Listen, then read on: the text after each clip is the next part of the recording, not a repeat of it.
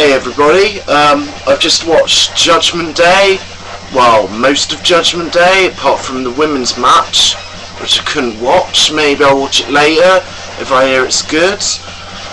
But yeah, having just watched this, it comes across as like, I don't know, still good WWE pay-per-view, but maybe like slightly average, and some pretty bad finishes, really. It starts off with John Cena and JBL.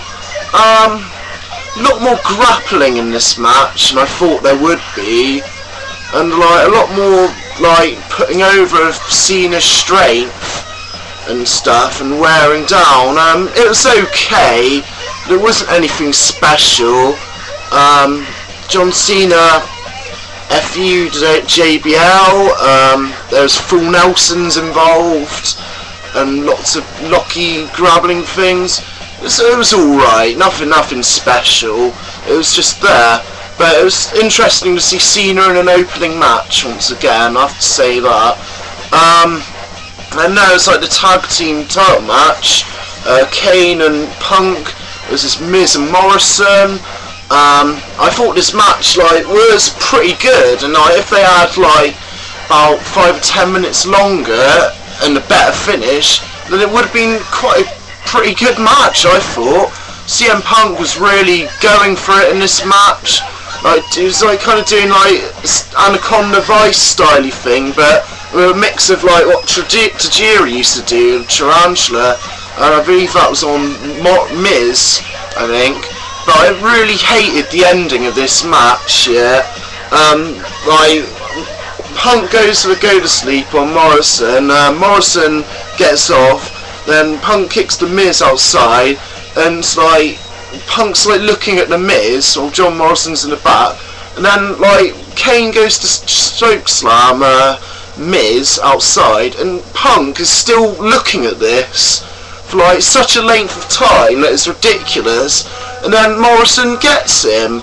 I was just so, it just made CM Punk look so fucking stupid, I thought it was terrible, but nonetheless it was a bit of a pointless match anyway, so there we go, that's my thoughts on that. And then like, there's the match of the night, unquestionably, Chris Michaels, not Chris Michaels, Shawn Michaels against Chris Jericho. Yeah, this was fucking awesome, I thought. Like, a lot of great psychology in this match. Shawn Michaels grabbing like Jericho's arm, and like lots of reversals, and like lots of things where you thought like, oh, Jericho was like playing Michaels' game, of like kind of like faking a head injury or something and going for the co-cracker.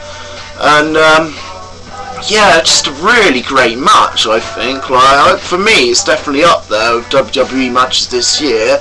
Not sure how to compare it to the one that they had at WrestleMania, but it was different. Well, the ending of it really enjoyable. Like when Jericho lays his hand up for friendship, and it's like, oh, is this a repeat of WrestleMania 19 gonna happen? But then, like, as it looks like it, he's like kind of edges towards it, and it just made me laugh a lot, and I thought it was brilliant, like how they did that. So hopefully something else is playing off from there, and there'd be like another match or two between the two, because I'd enjoy that very much. Yeah, I missed the women's match. I don't know how. Like, if it's good enough, maybe I'll like try and check it out. Then there's like Edge against the Undertaker. Yeah, this like came off, I don't know, probably like the least good out of like their matches so far, but still very good nonetheless. Yeah, just lots of reversals and that, just kind of playing off things that they were like at Backlash and WrestleMania matches.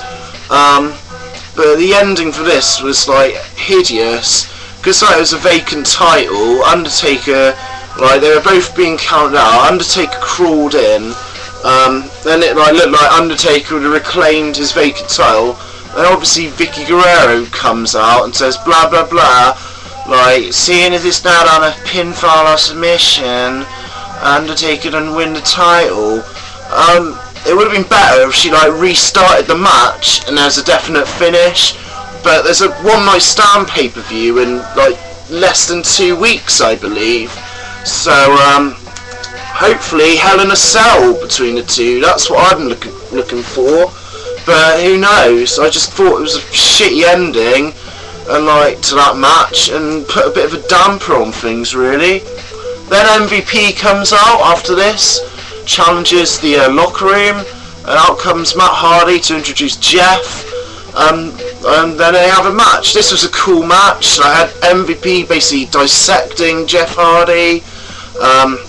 I think this could have been a lot better if it had a bit more time as well, but inevitably it was like just kind of filler, and like Jeff Hardy like just playing the underdog again, like the way he knows how, and just caught him with the whisper in the winds for the pinfall. It was quite a good little filler match. Then there was the main event at the cage, Orton and Triple H. Not really that special, really. It just didn't, I don't know, didn't have like much atmosphere like the matches they competed in the past few pay-per-views, but it's still quite a good solid cage match, still worth a watch or whatever. There was a point where it looked like Triple H was going for a Pepsi plunge, but nah, that wouldn't happen. Yeah, just general back and forth action. Orton looking like he was going to climb out loads of times, Triple H getting him, and then like it kind of ended with like kind of chair reversal thing and Triple H getting the pedigree for the win. Good cage match, but I don't think it's as good as Umaga versus Jeff Hardy from Raw earlier this year. So that was like my thoughts on Judgment Day. An okay pay-per-view. Probably, I don't know how I'd rank it as far as ones this year. May not have been quite as good as the Royal Rumble, and may not have been as good as Backlash, but may have been on the same level as Backlash.